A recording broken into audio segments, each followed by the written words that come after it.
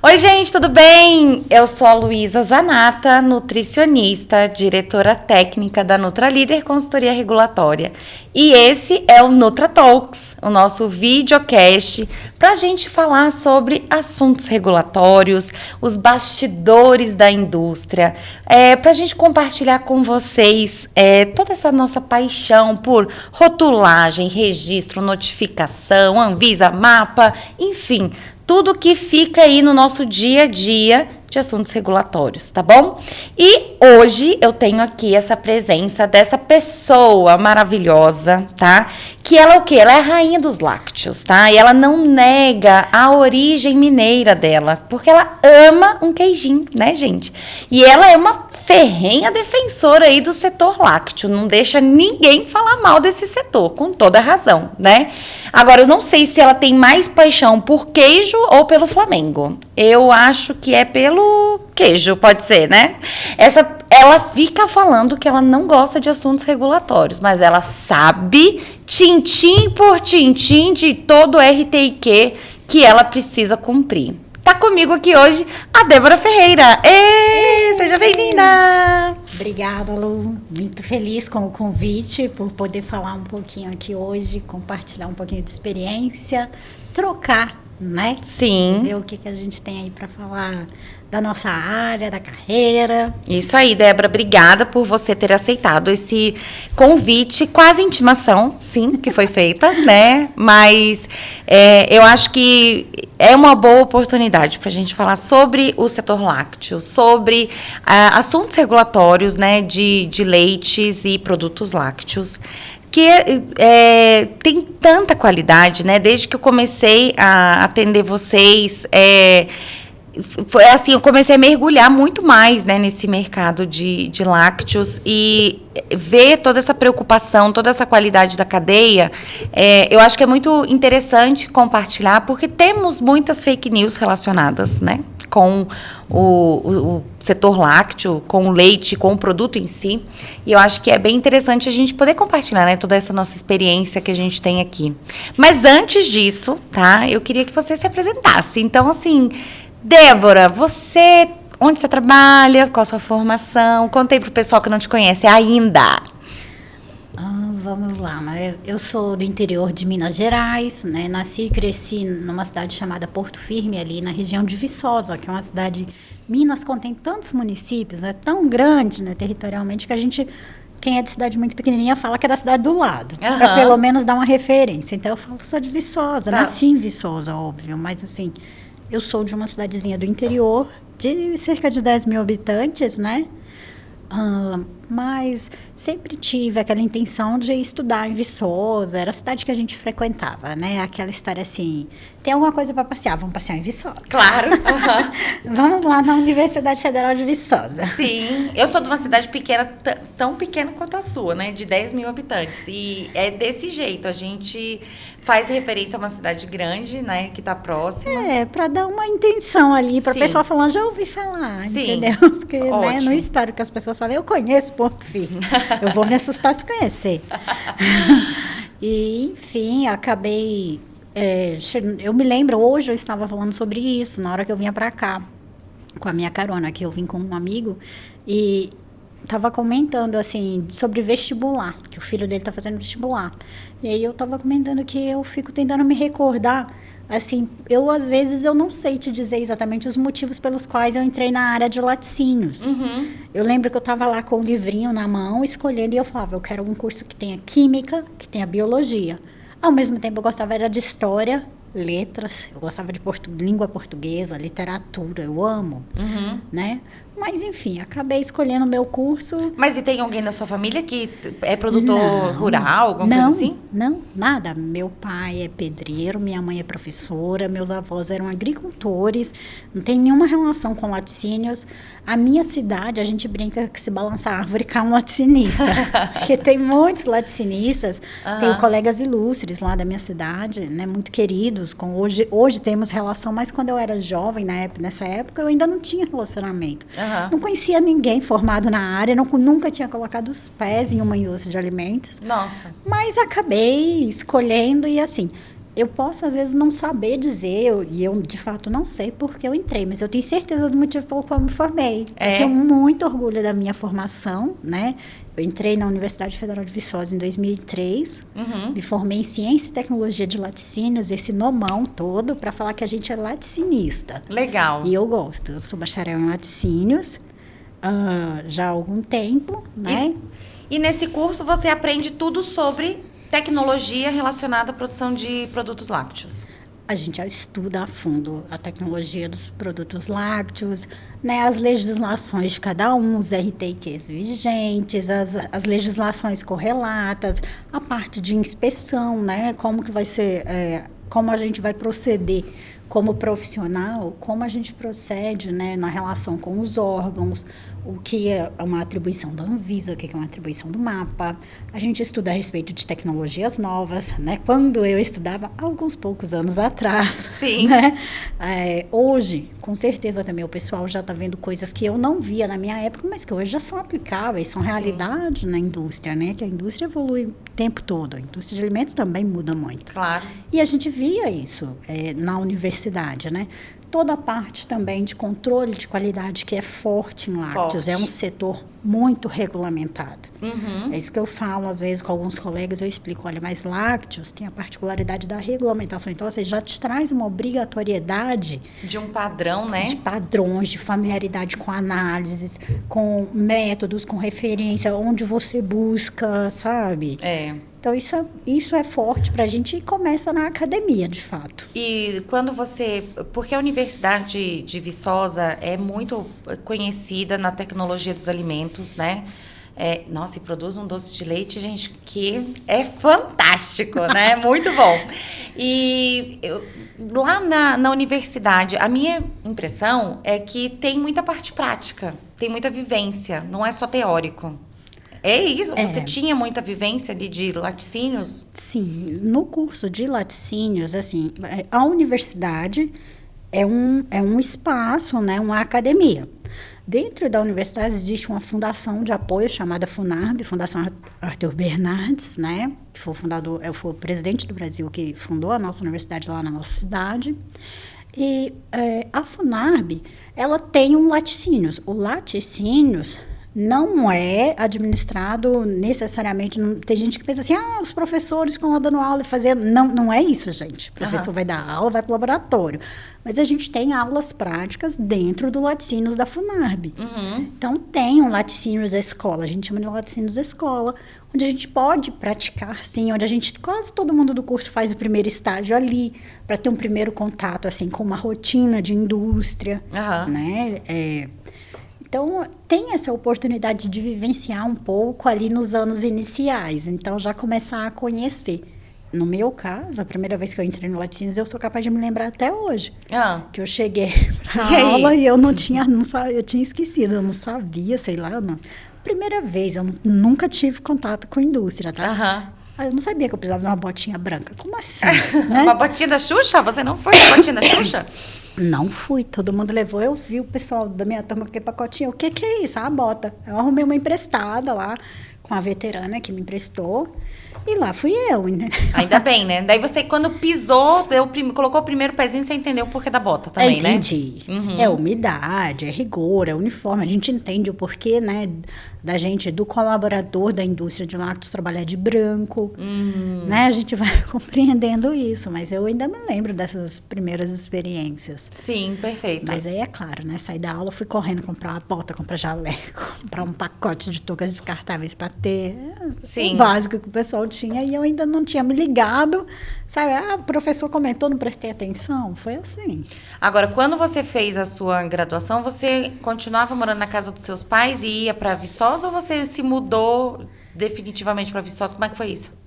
Eu me mudei, porque Viçosa, embora seja da minha região, fica a 50 quilômetros da casa dos meus pais.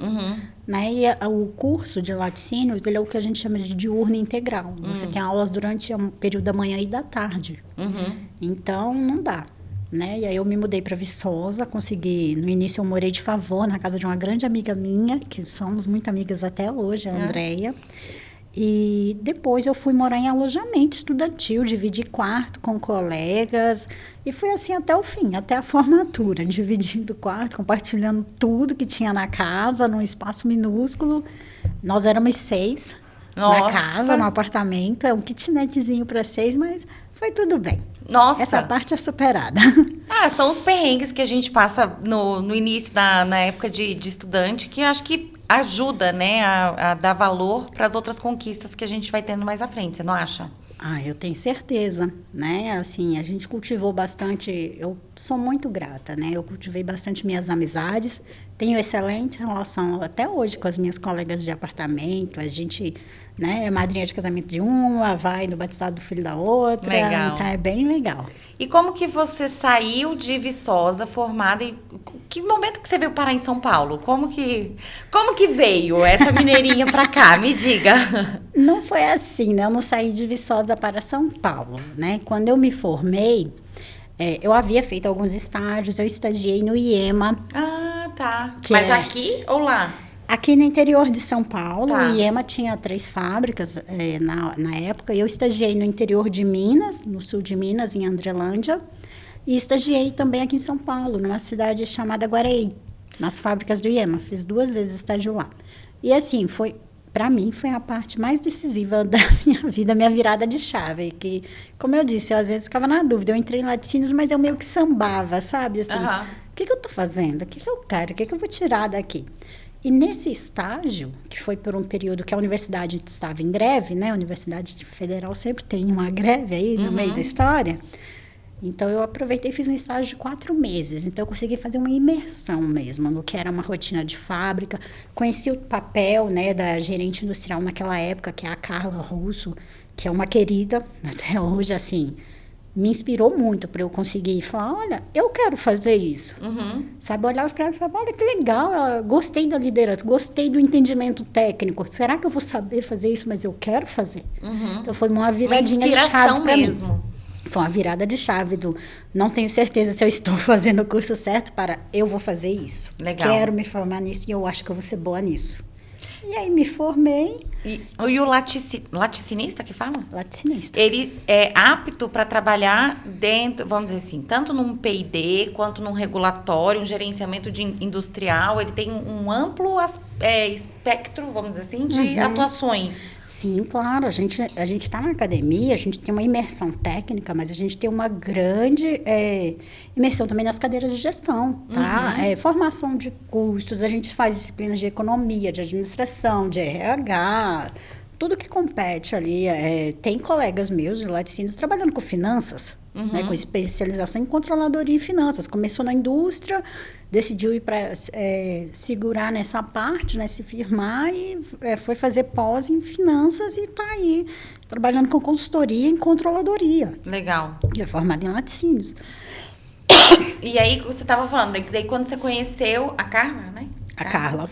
Você viu assim, não, beleza, é isso. Eu quero me inspirar nela, nessa gestão, nesse tipo de desenvolvimento de carreira que ela teve. Foi sim, foi um divisor para mim, a viradinha de chavinha. Sim. Até então eu não entendia bem, sabe, o que eu ia fazer no meu curso, gente. A verdade é essa. Mas, olha, eu acho que é o seguinte, nenhum jovem sabe ao certo. Ou, às vezes, a gente acha... E quando a gente entra na faculdade com uma mentalidade fechada de não é isso que eu quero, a gente pode fechar os olhos para outras oportunidades que podem aparecer, né? Pode ser. E, assim, para mim foi um momento decisivo. Então, a melhor coisa que aconteceu na minha vida foi aquela greve, porque eu tive a oportunidade de fazer uma imersão e falar. Trabalhei muito, eu estagiária, né? Assim, tentando aprender ao máximo. Fomos eu e uma amiga minha para lá. Eu lembro que a gente ficou 4 meses no sul de Minas estagiando e foi fantástico. Eu falei, eu quero fazer isso. Eu quero estudar mais, então, para eu ficar boa e aprender a fazer. Porque eu via os posicionamentos, eu via as discussões técnicas e eu adorava. Me encantei. E, enfim... Após a formatura, né, idas, vindas, então, não era uma aluna tão aplicada, tá? Como assim, Débora? Não era, eu era uma aluna mediana. Mas, enfim, após a formatura, meus perrengues lá, todo mundo passa mesmo, né, uma física que cai, um cálculo, mas formei. E aí eu acabei, né, indo para o mercado E, enfim, final de 2008, início de 2009, não foi tão tranquilo para conseguir uma oportunidade. Então, eu lembro que eu estava dando algumas aulas na rede pública de Minas Gerais, enquanto, paralelamente, eu procurava, né, uma oportunidade na minha área de formação. Mas você dava aula de quê? Eu dava aula de química. Sério? Uhum. Tirei um certificado lá, esqueci o nome do documento, levei minha grade curricular, fui analisar e me deram uma habilitação para eu concorrer para dar algumas aulas de química. Tipo licenciatura, assim? É. Aham.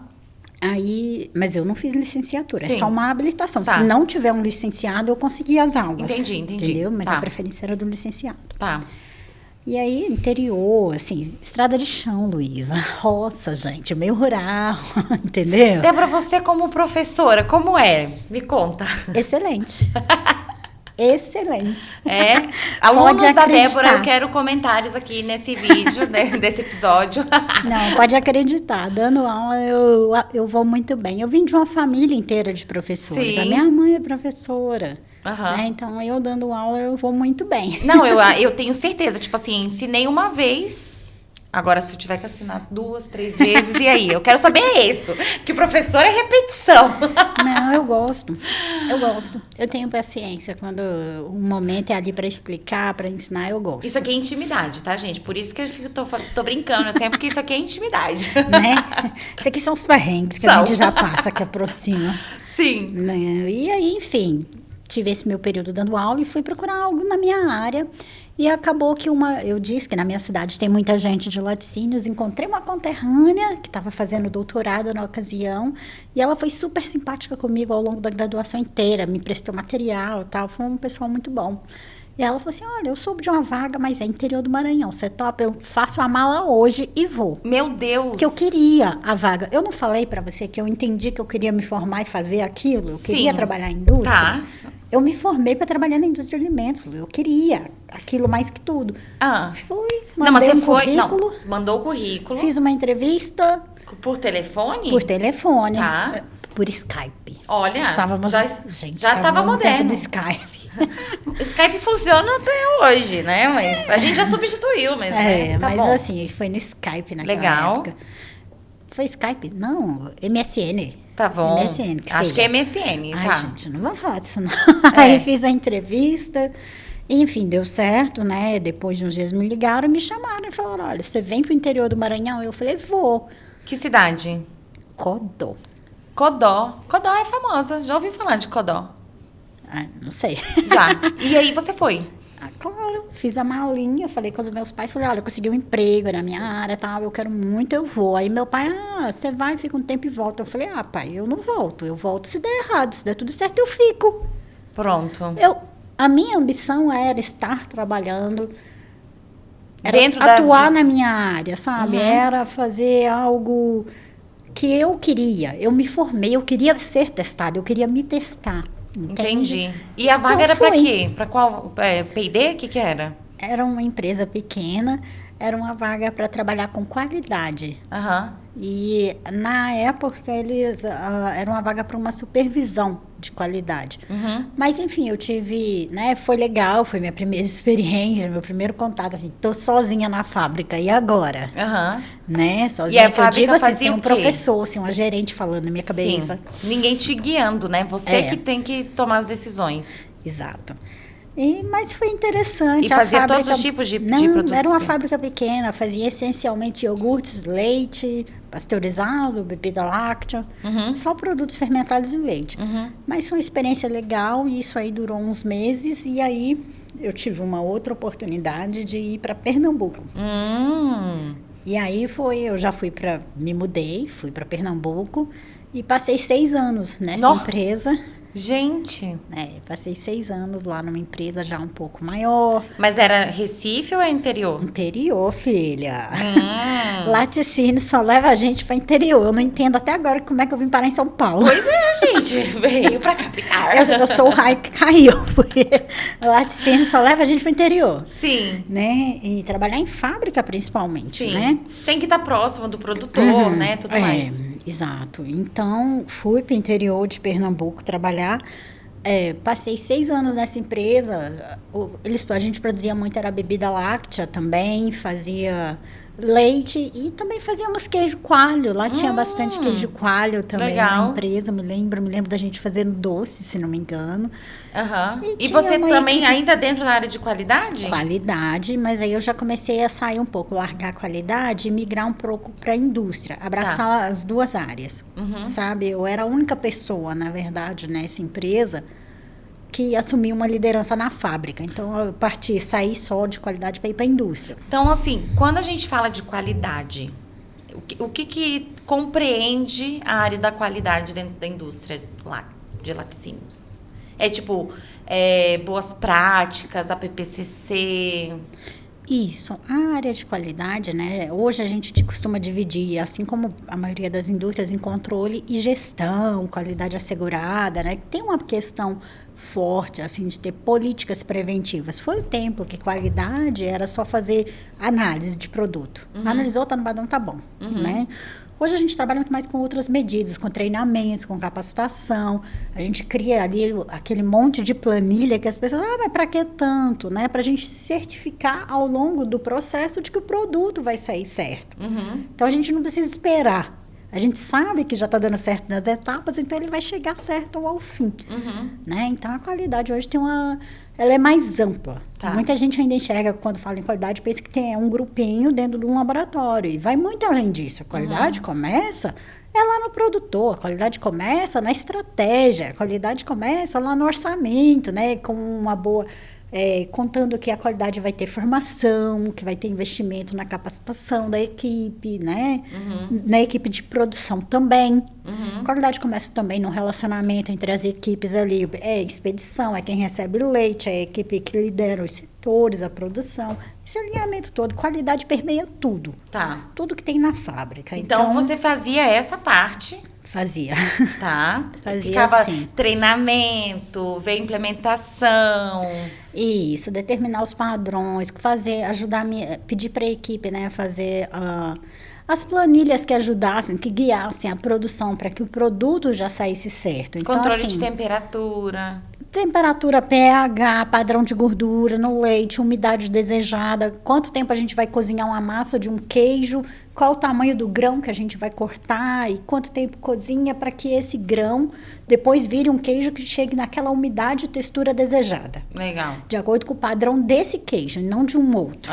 Né? Então, assim, você vê, feito de leite, cloreto de cálcio e coagulante, dá um parmesão, mas também dá um frescal. Sim. E aí? Então, que método a gente vai aplicar? Qual é a tecnologia que a gente vai aplicar, né? Tecnologia de laticínios que a gente vai usar para ter um ou para ter outro. Sim. Né? Então, assim, é nisso aí que a qualidade atuava. Tá. E aí você trabalhava na qualidade, e daí quando você fala indústria... É o todo. Porque aí eu passei a responder também, não só por qualidade. Quando a gente vai para a produção, quanto? Né? Quanto você recebeu, quanto você conseguiu otimizar, você recebeu quantos litros de leite, quantos operadores foram necessários para beneficiar todo esse leite, hora extra, gerou hora extra, teve feriado, como é que está seu PCP, quanto vamos gastar nos próximos 2 meses de materiais, quanto já foi solicitado, então, tem já pedido entrou ali de compra. Para gestão também, ali do dia a dia, controle de custo, tudo indústria, isso. Isso, para gestão industrial. A indústria, ela tem produção, ela tem qualidade, ela tem PCP, ela tem os suprimentos. Legal. Né? Então, quando a gente fala área industrial, o industrial abrange tudo isso. Tá. Ela abraça tudo que precisa para a indústria funcionar. Inclusive, qualidade. Ou seja, daí você já estava ali... abraçando todas essas coisas juntas. Aí a gente, né, eu deixei de ser um pouco só aquela parte ali que eu ficava mais focada em padrões, em legislações, para cuidar mais de produtividade, entender, né, o dinheiro, o recurso financeiro, como otimizá-lo na indústria como um todo. Não só com qualidade. Agora, quando você fazia ali a parte da qualidade, ou nesse seu primeiro, lá em Codó, né, na sua primeira experiência, você chegava a fazer alguma coisa de rótulo desses produtos? Registro? Como que era isso? Eu me lembro de ter feito um registro. Sim, a empresa ia trocar um layout de uma linha de iogurtes, e eu me lembro de ter feito os documentos. Naquela época era no papel ainda, né? Não tínhamos PGA. Não. E eu me lembro de ter feito, né, todos os documentos para o registro de uma linha de iogurtes. E inclusive, de tê-los registrado de fato, ter recebido as primeiras embalagens. Legal. Foi meu primeiro contato com a rotulagem. E quando, na parte de qualidade, você fica... Eu acredito que principalmente o de Pernambuco, ele era cifrado já. Já. Né? E aí é um outro tipo de inspeção, né? Com certeza. A regra... No Maranhão era a inspeção estadual. Tá. Né? E aí era um processo que era demorado ainda, né? Porque ia lá, ficava um tempo e tal. Mas em Recife, né, o processo já era no CIF e era um pouco mais rápido, né? Tinha uma equipe de fiscais mais robusta, né? Mais pessoas dedicadas lá ao negócio de leite e derivados. E eu me lembro também, mesmo processo. Primeiros contatos com rótulos, continuei, né, fazendo os rótulos, pedindo a revisão de rotulagem, levando os documentos. Na época a gente tinha que protocolar, levar mesmo. Levando os rótulos, né, para solicitação de registro. Sim. E aí, né, aprova um, reprova outro. Não tinha registro automático, né? Não tínhamos. Sim. E a interpretação era mais subjetiva ainda. Sim. Então, você levava na SFA do Tá, fazer o protocolo. Na SFA do Estado, lá em Pernambuco, né, para fazer o protocolo de solicitação de registro. E aí começa. Vamos marcar uma reunião, porque tá demorando. Tinha rótulo que saía rápido, tinha outros que não. Nossa. E às vezes... Era engraçado, porque assim, a gente... Por exemplo, vou dar um exemplo bem simples. Iogurte, a base fermentada, eu faço uma base de leite e fermento, açúcar ou não. Aí depois eu vou aromatizar, vou fracionar, posso fazer lá 50 toneladas, vou fazer 10 mil de morango, vou fazer os outros de produto natural. Aí assim, não, mas eu quero 10 de salada de frutas. Sim. Entendeu? Aprovava de morango, não aprovava de salada e questionava o processo. Mas o processo é o mesmo. Entendi. Entendeu? Então, às vezes, a gente registrava uma, não registrava outra. E até... mas Débora, por que não explicou? Então, eu também não sei. São as horas que eu respondo. Então, eu gostaria muito de entender, eu gostaria de ter uma resposta mais exata, mas também não tenho. Eu não tinha uma resposta satisfatória para dar. Por que a gente faz o mesmo, só muda o preparado de frutas e um podia e o outro não? Não era relacionado à lista de ingredientes, era processo. Eu ficava sem resposta. A gente que trabalha já nessa área regulatória há um tempinho, né, Débora? A gente consegue perceber como houve uma melhora, né, de processos, de procedimento, de padronização, de avaliação mesmo daquelas solicitações que a gente fazia, né? A gente não pode negar que realmente nos últimos anos o próprio DIPOA, o mapa como um todo, assim, ele se modernizou muito, né? Muito. Quando eu ainda morava em Brasília e eu fazia protocolos lá, fazia protocolo presencial também no mapa, né? Eu ia lá no Ministério e o controle de processo, né, dos protocolos era num caderno. Não existia sistema. Era num caderno que daí a moça folheava, assim, ó, para saber qual foi o dia, meu amor, que você fez o protocolo. Aí ela folheava, né, o livrinho e via lá, tá bom, esse aqui é o mês, tá aqui, ó, seu processo tá aqui. Aí ela ia riscando os processos que já tinham sido analisados. Era esse o controle que tinha, tá? Exato. Nesse tempo aí que a gente tinha que entregar um calhamaço de papéis. Sim. Sabe? O croquê era a última página, mas lá vinha. Como é que recebe o leite? Como é que processa? Quais são os métodos? Que análise vamos fazer? Isso existe. Só que a gente faz hoje online, no PGA. Então, assim, foi uma grande virada, creio, para todo mundo de lácteos. E a PGA, para nós, foi um ganho enorme. Foi. E com certeza para os fiscais também, porque, assim, a gente continua. Né? Você está conosco aqui na saga dos lácteos, você vê o quanto somos... regulamentados, Sim. Mas também fiscalizados. Fiscalizados, muito. Somos o tempo todo, né? As indústrias recebem constantemente visita do Ministério, tem coleta de material para análise todo mês, entendeu? Então, cada mês vai um grupo de produtos. Então, assim, existe um rigor a ser cumprido. Sim. Então, ninguém está ali à toa, ninguém está ali de brincadeira, né? Com certeza. E eu acho que isso foi muito bom, porque passou o registro, a gente teve um ganho, mas a qualidade, a segurança, as garantias permanecem. Elas até melhoraram. Porque há 10 anos atrás, Lu, a gente não falava em autocontrole, a gente estava engatinhando com autocontrole. Sim. Há 10 anos já tinha, mas vamos lá, 15 anos, 20. Mas... Quando eu era estudante, estava começando a falar em autocontrole. Hoje, as empresas fazem o próprio controle. Mas o Ministério quer garantias. É isso. Então, mas eu acho que foi uma atualização do RISPOA lá de 2017, né? Que ele trouxe essa questão do autocontrole das empresas, né? Já tinha antes uma previsão de ter uma PPCC, né? Isso. O próprio RISPOA, que é o regulamento que trata da inspeção de produtos de origem animal, é a bíblia para quem trabalha com indústrias de origem animal, ele já trazia um rigor de qualidade, de controle de qualidade muito maior do que outras indústrias que a gente tinha, né? Então, já se falava de boas práticas, mas também já se falava de controle de pontos críticos, né? De você precisar ali. Agora, o outro, né, quando chega em 2017, que você precisa implementar de fato esse autocontrole, e é um trabalho bom que eu acho que os agentes reguladores fazem, de chamar a responsabilidade das empresas. Do tipo assim, olha, tem aqui a regra, mas você não precisa...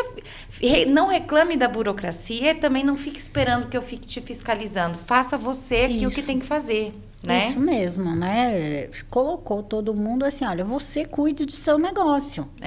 Né? Então, foi para nós que somos de qualidade, até para a P&D, tá? Porque a P&D foi surgindo na minha vida um pouco depois, mas assim, para nós de qualidade, isso foi uma maravilha. Muito trabalho, claro, né? Uma mudança assim, uau, agora, né? Vamos para onde vamos, assim, sabe? Vamos nos organizar, nos planejar, mas foi uma virada. Hoje, isso já é uma rotina, em qualquer laticínios hoje, né? As empresas, a fiscalização vai lá e quer ver o histórico, o registro e coletar um material e ter certeza de que a gente continua atendendo os padrões. É isso. Então, assim, mudou a rotina da gente. E aí, como que você sai... Você tá lá, então, voltando lá na sua história, você tá lá em Pernambuco, trabalhando lá enlouquecidamente, já estou te vendo, né, enlouquecida lá começou pequenininha na qualidade, já foi indo, porque você é assim, né, vai colocando as coisas aqui embaixo do braço, né, desde sempre, veja. E aí, como que você sai de lá e vem pra cá? Qual a hora que você chega aqui em São Paulo? Como que você conseguiu vir pra cá? Lá em Pernambuco eu passei, né, eu fiquei 6 anos em uma empresa, depois eu fiquei 2 anos em uma excelente empresa também, e depois eu fui para uma empresa menor, e essa empresa acabou optando por fechar, porque não era o negócio principal do proprietário, o negócio principal dele era outro, ele tinha um laticínios, mas eu fiz a opção de uma grande para uma pequena empresa, e né, não foi a mais acertada, óbvio. Mas aí eu fiz o caminho de volta. Falei, vou para Minas, né? Voltei para casa dos meus pais e comecei a procurar. E aí eu vi uma oportunidade no LinkedIn. Olha só, acredita em LinkedIn. Gente, rede social, tá vendo? Redes sociais, elas fazem acontecer. Isso aí. E aí eu fui e vi uma vaga que era para P&D. Olha. E a descrição da vaga pedia, assim, profissional conhecimento de legislação, temos. Né? Conhecimento de fábrica, temos também. Experiência em P&D, não temos. Né? Mas tem coragem. Né? Perfil de liderança, comunicação, eram algumas habilidades, temos também. Vamos mandar, né? Não atendo tudo. Mas eu tinha um background da indústria, a minha vivência de qualidade de anos na indústria. E quando eu estava em qualidade, é óbvio que eu participei de um pouco de desenvolvimento, mas eu não tinha visão daquilo como um processo de P&D. Né? Então, eu não conhecia estratégia de P&D, não conhecia, né, os métodos que a gente hoje usa. E acabei conseguindo, né, assim, fiz um processo seletivo longo, extenso, mas foi muito legal, várias etapas. Vim a São Paulo fazer uma entrevista. E me lembro muito bem do dia que me ligaram e falaram, olha, você conseguiu. Eu falei, uau! Nossa, qual foi a sensação? Vou mudar de área, é isso mesmo? Pode isso, Arnaldo? Vou mudar de qualidade para P&D, não sei. Isso foi que ano? 2017. Nossa! Aí, ó, vai fazer 5 anos, igual... Igual Respoa. E igual Nutralíder também. Todo Estamos mundo. juntas. E aí... 2017 foi o ano, gente, é isso? Foi isso aí, foi mesmo. E aí, eu consegui essa vaga e óbvio. E aí, eu me lembro muito, a Mara, né, uma colega que hoje vai ocupar outra posição na nossa empresa, a Mara me entrevistando e me perguntando assim, você tem coragem? Com a Mara? Ela fez uma entrevista técnica comigo. Olha, e aí? Porque eu fui entrevistada por RH, eu fui entrevistada por RH, marketing, né, porque o P&D na Quatá fica com o marketing no guarda-chuva deles, mas eu também passei por uma entrevista técnica com a Mara. Tá. E ela me perguntou, mas olha, Débora, beleza, tecnicamente a gente conversa, mas você vai se mudar para São Paulo? Você tem certeza? Você sempre morou no interior, né? E assim, óbvio, né? Eu sou do interior, uma caipirona, eu adoro dizer isso, todo mundo ri, mas eu acho o máximo, gente.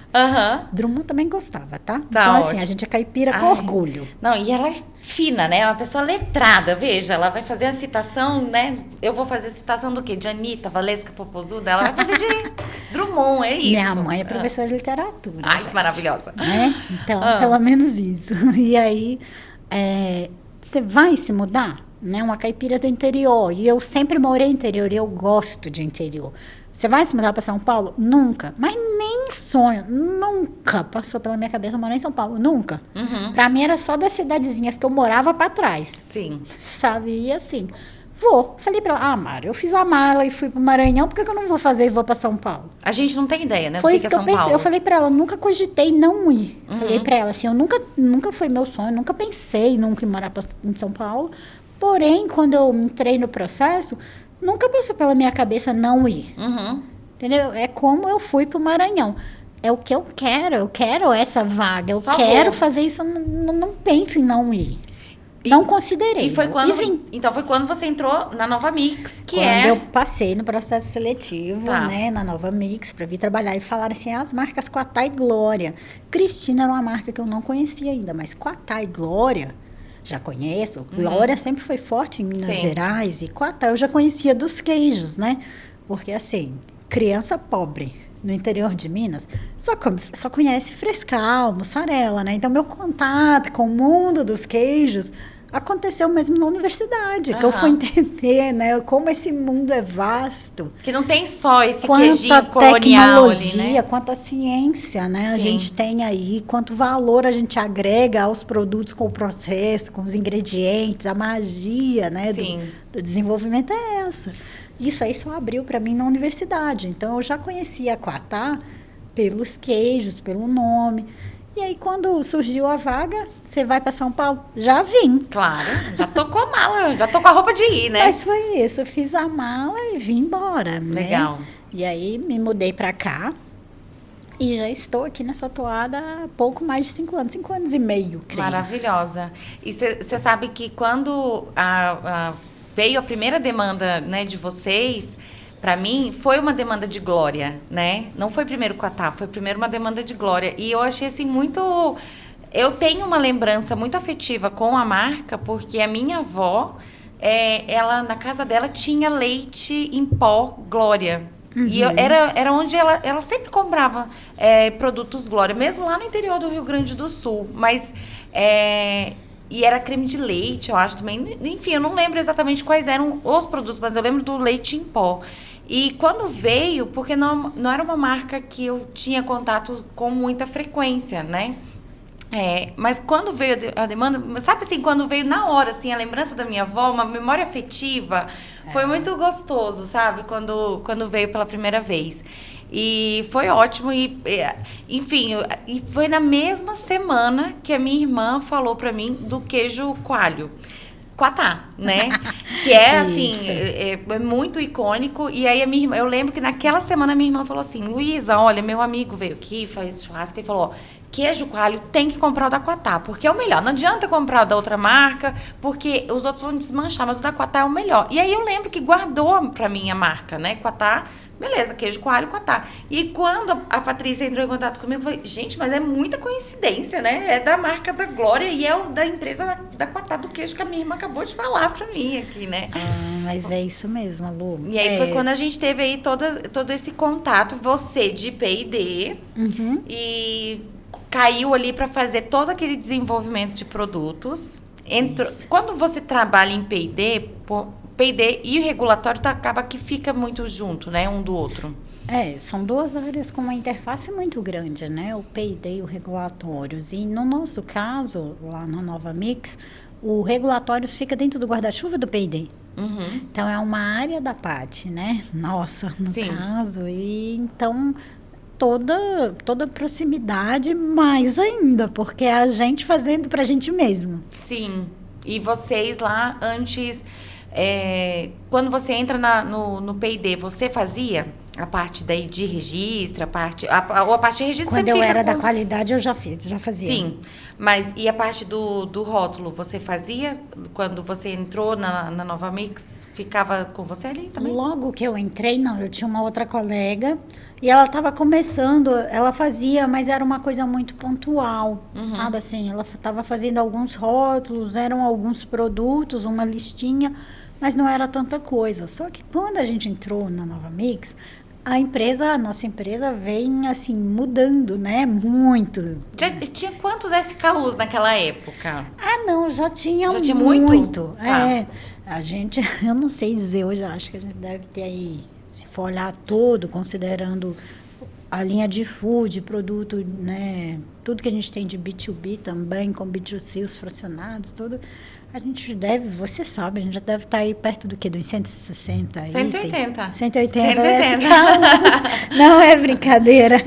E aí, né, naquela época mudava um rótulo ou outro.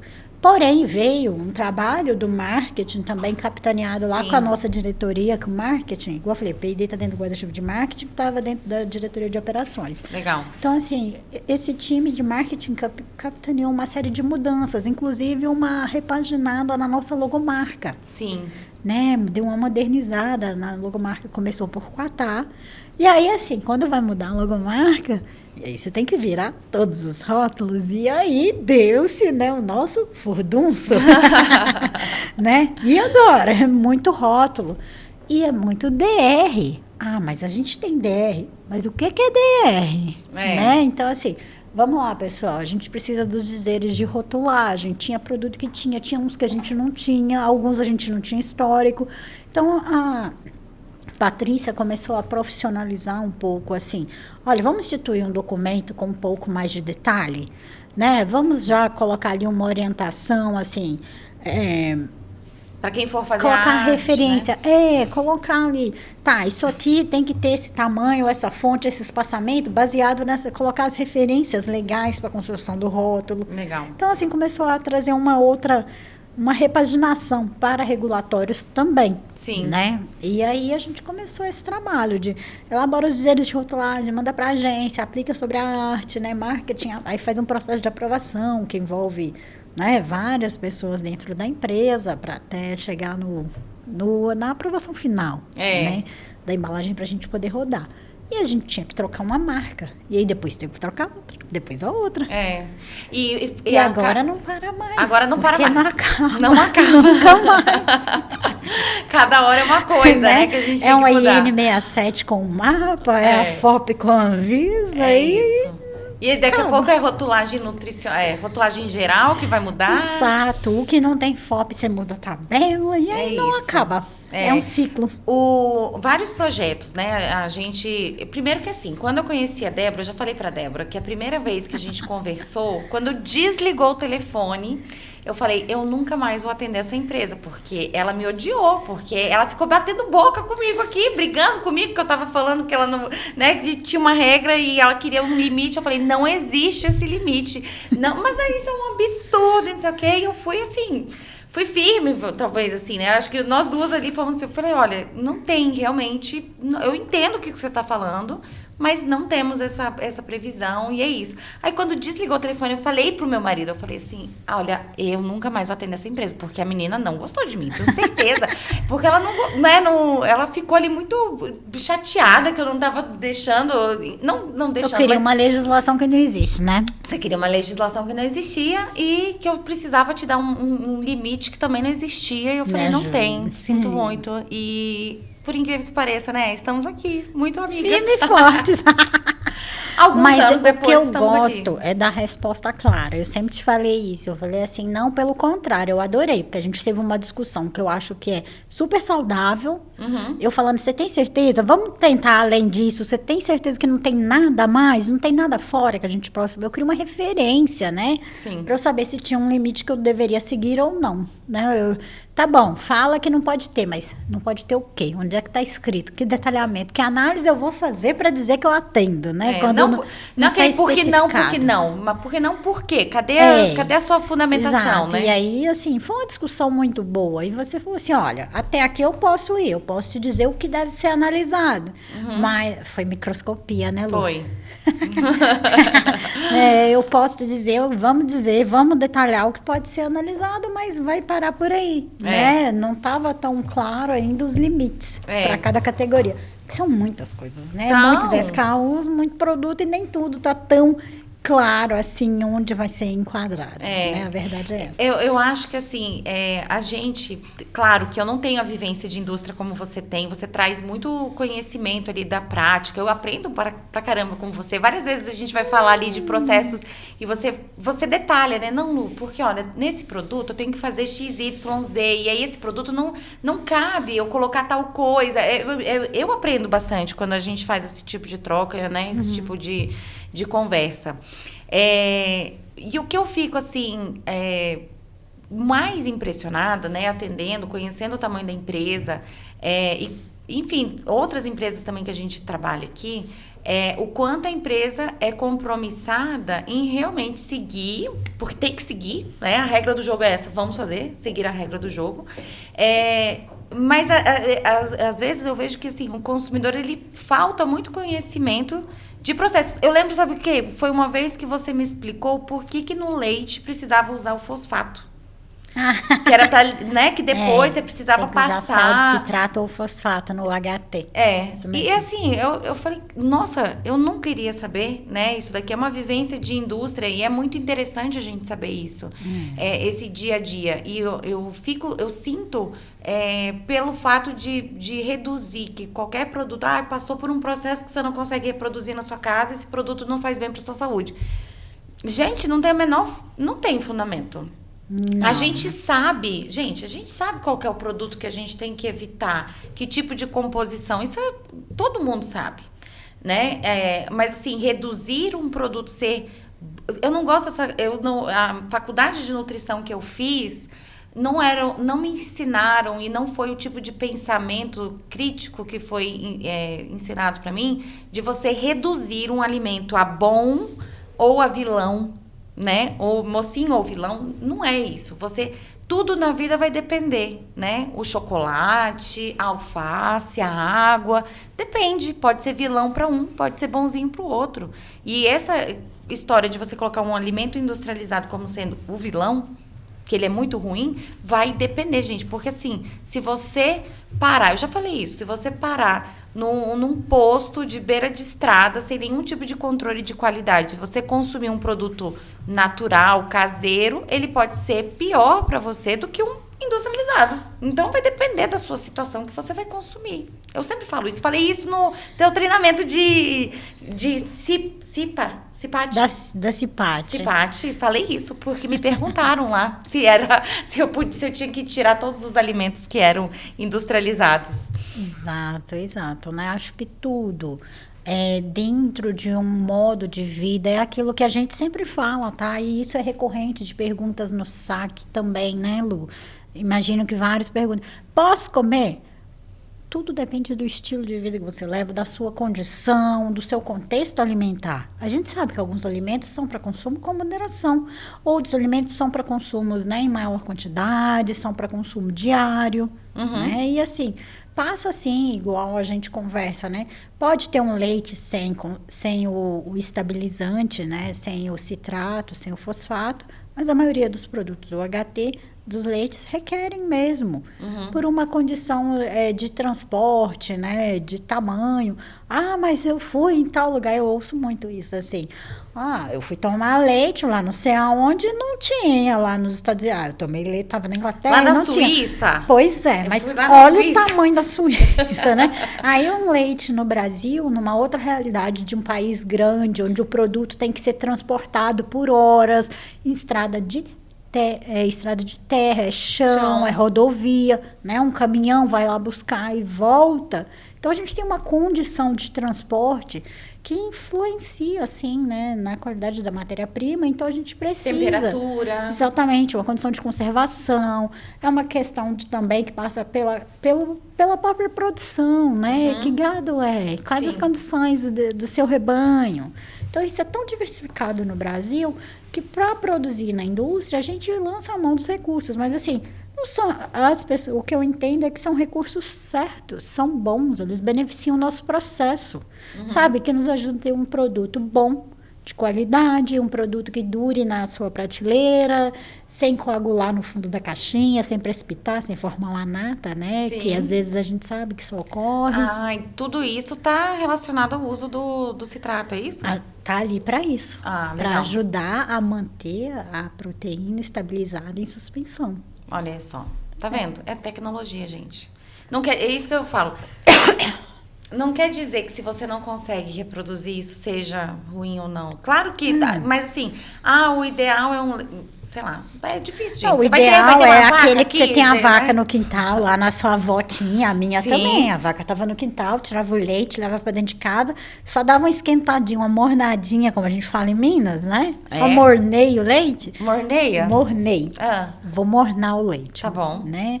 Só deixa o leite morno, põe um açúcarzinho ali e vai ser feliz. Tomar um leitinho quentinho com açúcar. Não ferve várias vezes? Assim, lá na casa da minha avó, fervia o dia inteiro. Porque vinha um caldeirão. Isso. E aí, de manhã, tá lá esquentando. Aí a gente já tá bebendo. Entendi. Aí ele ficava ali. Minha avó pegava no fogão a lenha e jogava pra uma trempe lá de trás.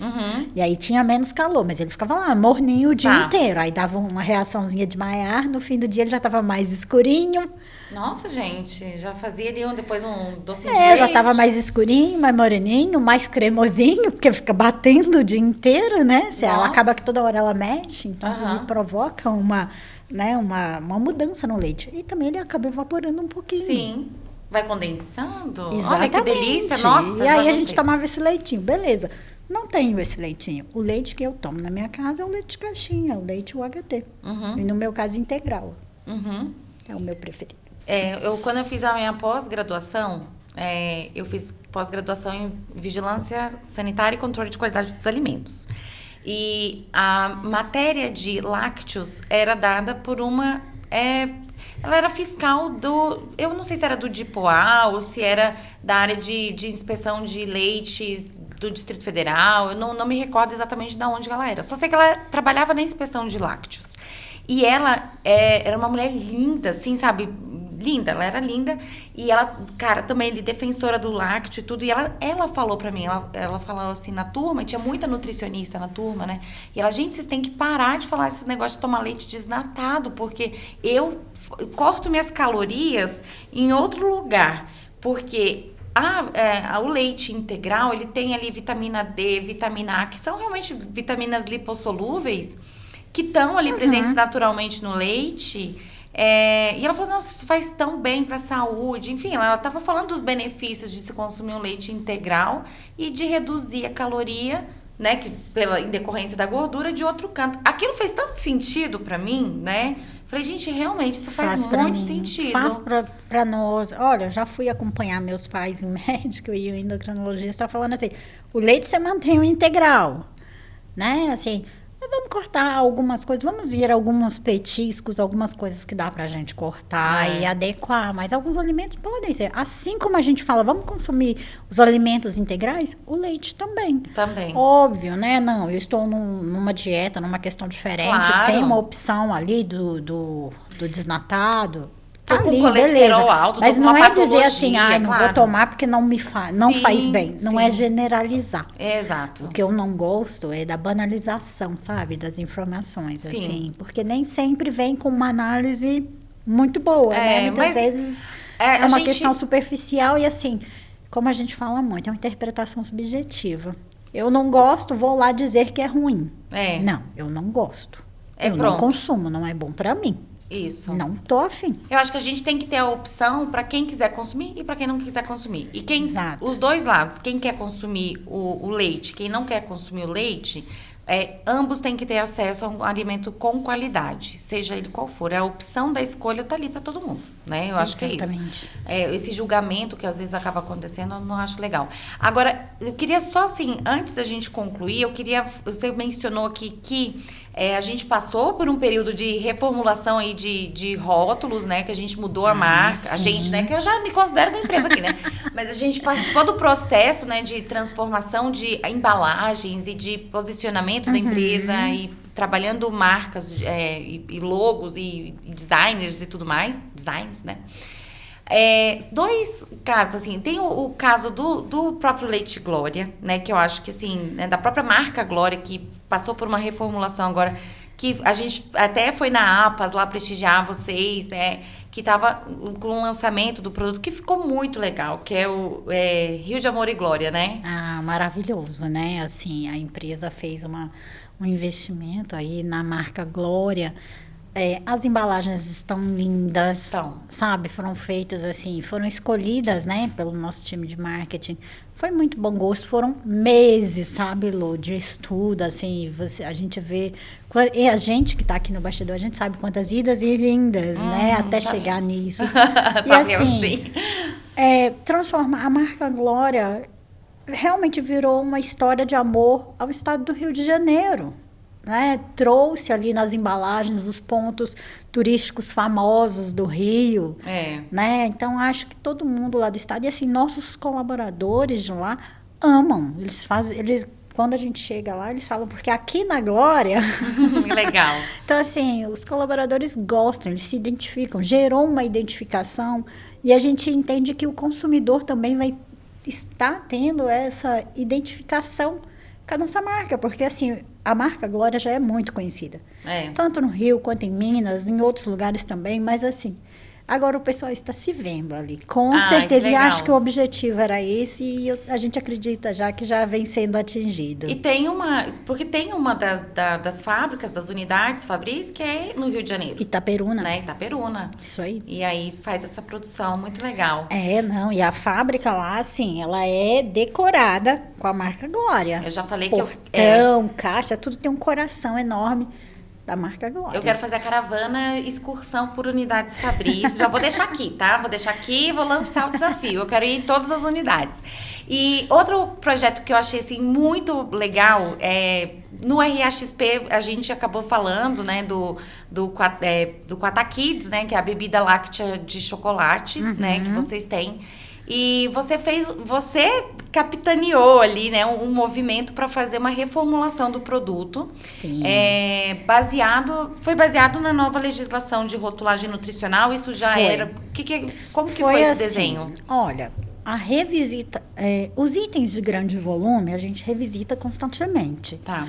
Como eu disse, a tecnologia de ingredientes, ela muda, a indústria evolui o tempo todo. É um equipamento novo que requer, talvez, que você mude um pouquinho o estabilizante ou a dosagem ou a composição dele para manter a mesma textura, o mesmo perfil, né? O equipamento influi. Então, às vezes, a gente está o tempo todo olhando. Então, a gente já olha mesmo esses itens de maior volume sempre, né? E como é que estamos, né? A gente olha para o mercado, o marketing traz sempre para a gente, aqui no P&D, a gente está dentro do guarda-chuva do marketing. Então, eles sempre nos trazem a visão do consumidor. E assim, a gente sabia, né, da legislação já, a gente já vê isso aí, tem o quê? Uns 3 anos, bem de antes dela ser publicada. Sim, a gente já acompanhava o bastidor. Há muito tempo, Lembra? A gente já acompanhava o bastidor, você mantinha a gente informada e tal. Então, eu já dizia isso há mais de 3 anos. Olha, a gente vai ter que virar essa chave. Se a legislação vai ser implementada, a gente vai ter que mudar essa rotulagem. O que a gente pode fazer para o nosso produto ficar melhor, né? E assim, atendendo a nova rotulagem. como você mesmo já disse, né, a gente não negocia. A Quatá não negocia valores, a gente não negocia qualidade, a gente não negocia padrão. Isso aí a gente atende. Mas, assim, o que a gente queria além? Então, foi bem legal, porque aí a gente tinha um produto que tinha uma quantidade X de açúcar e uma composição. E aí eu falei, olha, nessa nova legislação, com certeza, a gente vai trabalhar numa quantidade menor de açúcar. Então, vamos fazer isso gradativamente. Então, a gente já vem trabalhando uma nova formulação há 3 anos atrás. Olha só. Então, a gente estava num patamar de adição de açúcares. A gente reduziu, na ocasião, a gente reduziu 10% do açúcar. E agora a gente reduziu 40%. Nossa, foi muito grande. Exato. Então, isso não foi feito de uma vez só, foram em 2 fases, para que a gente pudesse também, na indústria, a gente se acostumar, porque o perfil de produto muda, né? Muda. Para o nosso cliente também já começar a se acostumar. O sensorial, né? O sensorial muda. Né? Não dá para dizer que é idêntico. Você reduz sólidos, você muda a densidade do seu produto, o mouthfeel muda, né? Sim. Então, mas a gente já teve a ideia de trabalhar isso em fases. Não é ir do que a gente tem hoje para 40%. A gente reduziria 50% de açúcar. Não, vamos fazer uma redução de 10%, depois a gente vê quanto trabalha. Mas e vocês conseguiram fazer uma redução? Que eu acho que, assim, muitas empresas acabam pensando que, assim, se eu vou ter que reduzir açúcar, eu vou ter que colocar um edulcorante. Né? E assim, o que eu achei muito fantástico no produto é que o sabor de cacau, Gente, eu tô falando porque assim, eu adorei o produto, adorei mesmo. Não iria falar se eu não tivesse. A gente consome aqui, né? A gente teve integração aí, compramos pra gente tomar no café da manhã, porque realmente eu achei que o que me chamou muita atenção foi como a redução do açúcar aprimorou o sabor do cacau, reforçou. Eu achei que foi muito benéfico, na verdade. Olha, eu me lembro de fazer os testes industriais em uma das nossas plantas e os funcionários do dia seguinte não eram os que fizeram a formulação comigo. A gente estava envasando e eu acompanhando o invase, né? Então, e ele falou assim, Dona Débora, mas a senhora mexeu aqui, né? A senhora está colocando mais isso, está colocando mais aquilo. Então, as pessoas percebiam a diferença, mas estavam felizes. As pessoas falando da quantidade de cacau, do dulçor. Mas não era para ficar sem açúcar?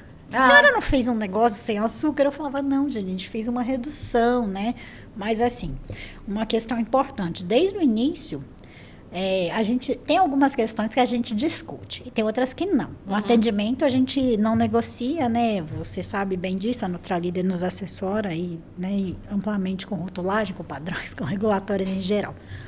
Mas, por exemplo, o uso do edulcorante. Isso também, de cara, assim, a gente, quando falou assim, vai reduzir, mas vai usar alguma coisa? Não, a gente nunca considerou usar um edulcorante nesse produto, porque a gente entende que não é a linha.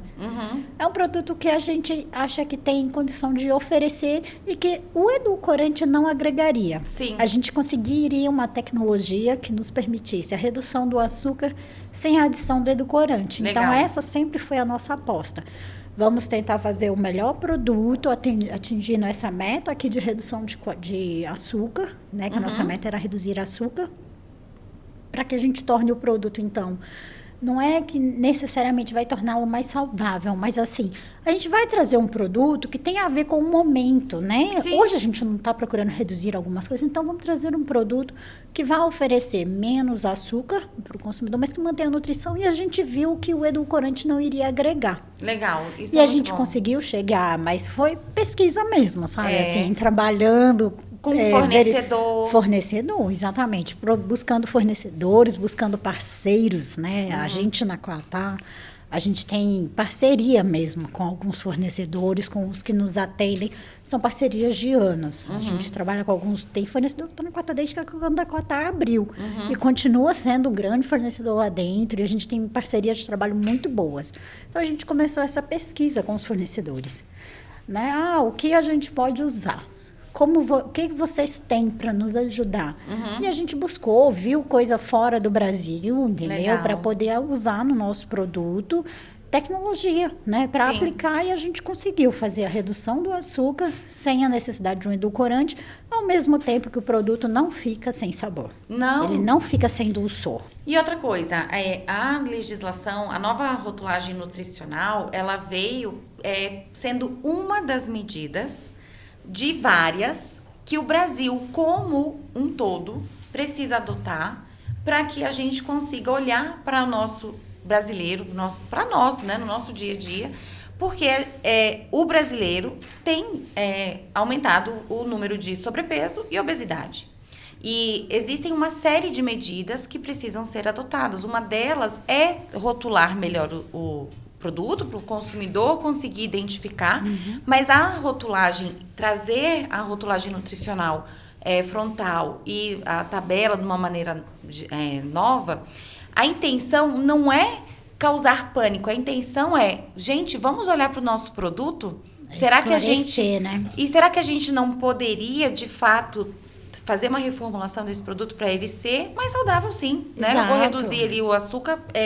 Não quer dizer que o açúcar você não possa consumir. Você pode consumir, mas não em excesso. E será que a gente não consegue, né?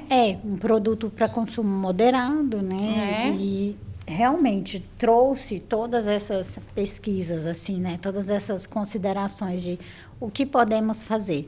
Mas tem várias frentes, assim, né? A gente tem aí, a Anvisa já tinha um pacto de redução de sódio, que contemplava algumas categorias de lácteos, né? E a gente também, claro, que atendeu, que participamos. Do Ministério da Saúde, né? Aquele pacto de redução de sódio, né? Sim. Que tinha a categoria de lácteos, então a gente também participa e tem aí agora uma nova repactuação, né? Para redução de sódio nos próximos anos, de outros itens. Então, assim, a melhoria é constante, a mudança de legislação é constante, né? E tem que ser, né? Para atender melhor o público, porque, assim... Somos todos consumidores, né? A Anvisa quer a proteção do consumidor e a gente também quer. A gente quer porque é um consumidor, né? A gente quer que ele goste, a gente quer que ele se identifique com o produto. Então, a gente faz o que for preciso para atender. Claro. Acho que é a missão do PID. E você, depois de ter passado por todas essas outras áreas aí, Débora, e aí, você se encontrou no PID? Eu me encontrei sim, com certeza. Continuo gostando, o PID me proporciona, né? Meu contato com a fábrica, que é a minha paixão, é a indústria.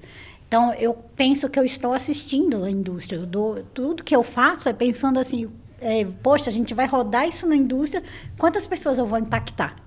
Eu fico assim, toda felizinha. Eu vou fazer meu supermercado, eu vejo a pessoa pegando um produto das nossas marcas e colocando na cestinha, quase que eu vou lá e falo, oi, vamos fazer amizade?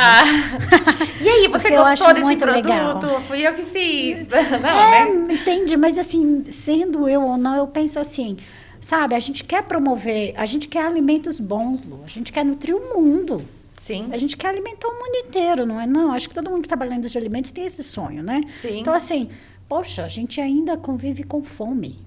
E aí, por outro lado, a gente quer que os nossos alimentos cada vez sejam melhores para poder alimentar bem o brasileiro, para chegar na mesa do brasileiro e aí fora também, né? Claro que a gente tem as exportações. Mas, assim, a gente quer que os alimentos estejam bons, que eles cheguem bem. A gente aperfeiçoa processos de embalagem, a gente aperfeiçoa nossos materiais, nossos fornecedores aperfeiçoam os ingredientes. Isso é uma cadeia. Né? Então, eu me encontrei no PID, com certeza. Eu fico muito feliz, assim, de poder falar assim, olha, essa formulação vai ajudar, vai rodar bem, vai melhorar o processo, ou então a gente vai ter um ganho, vai conseguir gerar mais produto. Olha, sabe? Eu também sou uma grande entusiasta dos seus projetos. Eu fico torcendo, doida para experimentar o creme de ricota, né, com sabores. Nossa, e você mandou, lembra que você mandou uma bolsinha para mim? Nossa, eu amei demais experimentar todos. E eu fico também assim, eu olho pro rótulo e eu falo, gente, foi eu que fiz. A gente participa, a gente participa, a gente se sente, pertence, né? E tem orgulho, que bom. Que bom que a gente pode ter orgulho e falar assim, olha, isso daqui tem nossa mão aqui. A gente fez, a gente participou E eu tenho minha chancela aqui, né? Tem. E a gente fica satisfeito. Eu fico muito feliz, sabe? Quando eu vou visitar alguém, a pessoa abre a geladeira e eu vejo lá algum dos nossos produtos. Eu penso assim, poxa, quantos dos meus funcionários têm um dedinho aqui, sabe? Quantos dos nossos colegas, dos nossos colaboradores? Nossa, o pessoal... Aí eu lembro de tudo, sabe? Eu lembro do escritório. Hoje, eu continuo com a minha paixão de fábrica, só que hoje também eu amo o aparato do escritório. Claro. Então, eu juntei isso tudo. Eu não deixei de amar a fábrica, eu não deixei de ser apaixonada por laticínios, eu não deixei de ser... louca pra estar com a minha botinha branca e entrar no laticínios. Agora você tem a botinha branca no armário, não tem? Tenho, eu tenho a minha. Tá Ganhei bom. um parzinho de botinha só pra mim de novo. Tinha tempo que eu não tinha uma só pra mim, agora eu tenho uma minha lá no meu armário. Muito bem. E aí quando eu viajo eu levo, mas ao mesmo tempo, né, minha visão hoje já é diferente, né? Esse meu contato com os fornecedores é muito maior. A minha interface com o time de suprimentos da Quatá é enorme, a gente trabalha em parceria o dia inteiro com o time do fiscal, o time do financeiro, a gente trabalha muito junto. Afinal de contas, P&D vive de ver os custos do que está sendo feito. Né? Tudo que a gente vai produzir tem que passar por custo. E essa visão eu não tinha quando eu estava reproduzindo na fábrica. Minha visão de custo era diferente. Hoje eu participo mais da construção. Muito bom. Então, assim, isso me trouxe uma área nova. Mas mantém a minha paixão. Então, eu me encontrei. Eu sempre falo isso com a minha chefe, assim. Eu espero que ela esteja muito feliz e que me aguente muito, porque eu estou muito feliz. De certeza que está. Como diz o meme lá, eu me sinto adorável. Eu adoro. E fora que eu acho que, assim, vocês de P&D, né, precisam ter todo esse suporte. Então, como você mencionou aí, área fiscal, que vocês precisam ter toda essa controladoria, suprimentos. Enfim, vocês têm várias áreas que precisam trabalhar em sinergia para o projeto sair, né? E vira e mexe, você manda aqui, né? Lu, preciso de tal coisa, né? Eu acho que é importante também você ter essa segurança regulatória, né? Para você conseguir fazer um desenvolvimento e saber que, olha, nessa parte aqui tá tudo ok. Eu posso fazer, tá aqui, ó, vou fazer o registro, posso seguir, não vai ser registro automático, não vou ter problema lá na frente. Quando você tem essa certeza que do tipo, não, mas o que tá na legislação, tô cumprindo? Sim. Isso dá uma paz, né? Dá muita tranquilidade. Como eu falei, assim, a gente, quando lá na concepção do produto, a gente já fica, tá, tem essa legislação, mas tem alguma outra? Né? Às vezes a gente pede a sua assessoria já antes, não é só no rótulo, né? Não. A gente quer fazer isso aqui, tem isso, tá de acordo? Onde que eu posso me basear para usar? Tem algum lugar que diz, né? Aquela história, vamos trabalhar com legislação positiva. Sim. Então, né, onde está o que eu permito? Onde eu vou ser respaldada? Né? Como montar? E também na hora que a gente fornece as informações para a fábrica, a gente quer muni-los do máximo possível de conhecimento, né? Do produto que a gente aqui fez o desenvolvimento. Então, assim, fábrica, o produto é esse, os padrões são aqueles, os aditivos, os ingredientes tá aqui esse pacote, né? As especificações são essas, as legislações que permitem o uso são essas outras aqui. Para passar uma informação redonda, sabe? Assim, por que você está usando esse material nesse produto? Então, assim, ter aquele racional regulatório para os produtos é importante. Com certeza. E que bom, né? Que a gente está aqui podendo cada vez mais dar esse suporte para vocês. Eu acho que você estava falando ali, né? Que temos parceiros, tem fornecedores da Quatá que tá aí desde o início. Eu sinto isso, né? Que realmente a gente constrói uma relação de confiança com a empresa. É muito gostoso poder trabalhar com clientes nossos, né? Meu cliente, né? Quatá nesse jeito. De que realmente é uma parceria, né? São parceiros. A gente entende o momento da empresa e a empresa valoriza essa parceria que a gente faz, né? E acredito que seja com todos os fornecedores, né? Não, sim. A gente tem mesmo.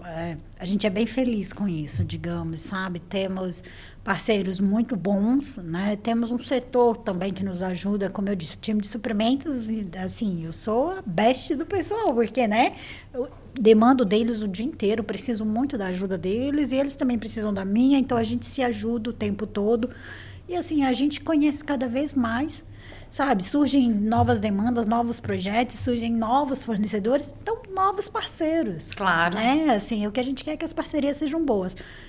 Tanto com os nossos fornecedores, quanto para nós mesmo, com os nossos clientes, né? Claro. A gente vê aí a nossa empresa, né? Quando vai bem, a gente vê nossos produtos bem aceitos. Então, a gente entende também que é parceria. É isso. Né? A gente quer muito, a gente fala que a gente quer ser a referência, né, em produtos lácteos. E a gente trabalha arduamente para chegar nisso. Com certeza. Para mim, já é, né, gente? Para mim... né? A gente consegue a liderança em alguns momentos, em alguns produtos. Isso deixa a gente bem orgulhosa. Ai, com certeza. E poder trazer essas histórias nos rótulos também tem sido legal. Poder compartilhar, né? Não é? Poder trazer, contar isso, né? Nos rótulos, nas mídias, tem sido uma experiência bem bacana. Poder trazer os prêmios e também a líder de vendas, né, em algumas categorias específicas. Isso é bem bacana mesmo. Com certeza. A gente já passou por muitas, né, poucas e boas, vamos dizer assim. Espero poder passar por muitas outras ainda, né? Eu acho que apesar do nosso primeira ligação, né, ter sido ali a gente um estranhamento, né? Eu fico muito satisfeita. A gente já estava criando intimidade. A gente tem muita intimidade, gente, demais. Então, assim, obrigada por sempre apoiar aí as minhas loucuras que eu fico criando. E você é uma grande incentivadora, obrigada mesmo. E eu também sou uma grande incentivadora do seu trabalho, de tudo que você vem desenvolvendo, crescendo e tudo mais. E que bom que... A nossa relação é tão gostosa, assim, né? É bom trabalhar desse jeito, né? Eu gosto. É muito bom trabalhar quando a gente está à vontade, né? A gente tem uma relação bem tranquila, né? Igual a gente falou, a gente é parceiro. Então, assim, eu tenho uma dúvida, eu não tenho nenhum acanhamento de expor, de questionar, sabe? Isso é muito bom, ter essa abertura. E a gente fica bem feliz também, Lu. Né? A gente também, com certeza, fica muito grato por todo esse trabalho que a gente já faz aí, né? Já tem o quê? 3 anos e meio. 3 anos, por aí. Que a gente vem trabalhando bastante. A gente faz muita coisa junto e né, a gente fica bem feliz e pode ter certeza que a gente também reconhece muito a qualidade do serviço, né? Que vocês prestam pra gente, e sempre que possível eu falo bem mesmo. Nunca perco a oportunidade de falar bem do trabalho dos meus amigos. Eu tenho um amigo que fala assim, pra ir pro boteco todo mundo sabe, falar bem do serviço da gente ninguém quer. Né? E, então, assim, eu sempre que posso, eu gosto de falar bem do que eu acho que me atende muito bem. Igual eu falei, naquela primeira vez, né, a gente bateu a cabeça, no dia seguinte tava nós duas lá conversando de novo, porque assim, a discussão faz parte. É isso, A divergência é importante. É isso, mas é importante a gente saber os fundamentos, né? Claro, isso. Claro. Tá não, certo. Entendi, isso aqui, mas então para onde vamos? Vamos deixar claro, é o que eu digo assim, eu gosto muito, o que eu mais gosto é que vocês não se acanham de dar um direcionamento, né? Assim, olha, aqui pode, aqui não, recomendo que vá aqui, né? Recomendo ter um caminho C, vamos consultar. Não tem esse acanhamento do vou fazer uma verificação, sabe? Não está escrito, vamos perguntar, sabe? Então, assim, ter uma resposta, um direcionamento claro. Quando a gente procura uma consultoria, nem sempre a gente tem um direcionamento claro. Entendi. Muitas vezes a pessoa retorna, às vezes... Assim, você não conseguiu questionamento. Entendi, já vi. Né? Então, assim, isso é muito bom. Então, pra gente é produtivo. Que bom, que ótimo. E, mais uma vez, muito obrigada, tá bom? Gente, eu espero que vocês tenham gostado aqui da nossa conversa hoje com a Débora. Lembrando que se você precisa o quê? Se inscrever aqui no canal, deixar seu like, seu joinha, compartilhar com as pessoas, né, Débora? Isso aí, vamos compartilhar. Não é só compartilhar a cerveja do boteco, é compartilhar também o trabalho dos amigos, certo? Trabalho, conhecimento, a gente falou de tanta coisa legal. Foi maravilhoso, eu amei, tá bom? E mais uma coisinha, gente, então deixa aí seu comentário, comenta, compartilhe, tá bom? E Débora, mais uma vez, muito obrigada. Eu agradeço a oportunidade e até o próximo episódio. Até o próximo, gente. Tchau, tchau.